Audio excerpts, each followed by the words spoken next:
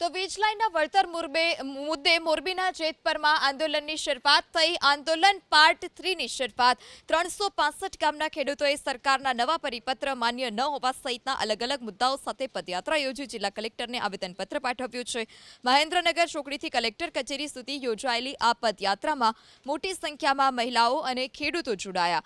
જિલ્લા કલેક્ટરને આવેદનપત્ર પાઠવી સરકારે જાહેર કરેલ પરિપત્રમાં સુધારો કરવાની માંગ કરી। ખેડૂતોની મુખ્ય માંગ છે કે તેમના ખેતરોમાં ઊભા કરવામાં આવતા વીજપોલ સામે થયેલા નુકસાનને ધ્યાનમાં રાખી પૂરતું વળતર આપવામાં આવે।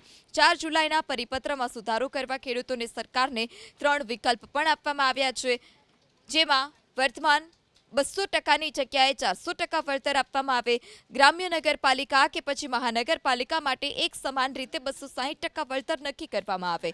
વર્ષ 2013ના જમીન સંપાદન કાયદા મુજબ જમીનની બજાર કિંમતના 4 ગણું વળતર થાંભલા અને તાર બંને માટે ચૂકવવામાં આવે। લાયસન્સ રૂલ 2006ના આધારે વીજ કંપની અને ખેડૂતો બંને પરસ્પર સમજૂતી કરીને જમીનનું ભાડું નક્કી કરે। ખેડૂતોની આ માંગ સરકાર નહીં સ્વીકારે તો આગામી સમયમાં રાજ્યના તમામ ખેડૂતો જે નક્કી કરશે તે મુજબ આગામી આંદોલન ચાલુ રહેશે, તે પ્રકારની પણ ચીમકી ઉચ્ચારી। તો મોરબીના જેતપરમાં આંદોલન કરનાર નિલેશ એરવાડિયાને નોટિસ। મોરબી તાલુકા પોલીસ સ્ટેશનમાં હાજર થવા માટે એરવાડિયાને નોટિસ। મશીનરી ઉકેડી ફેંકવાની ગર્ભિત ધમકીને લઈ નિલેશ એરવાડિયાને નોટિસ ફટકારાઈ છે। ત્યારે જેતપરમાં આંદોલન કરનાર નિલેશ એરવાડિયા કે જેઓને નોટિસ ફટકારવામાં આવી છે, મશીનરી ઉકેડી ફેંકવાની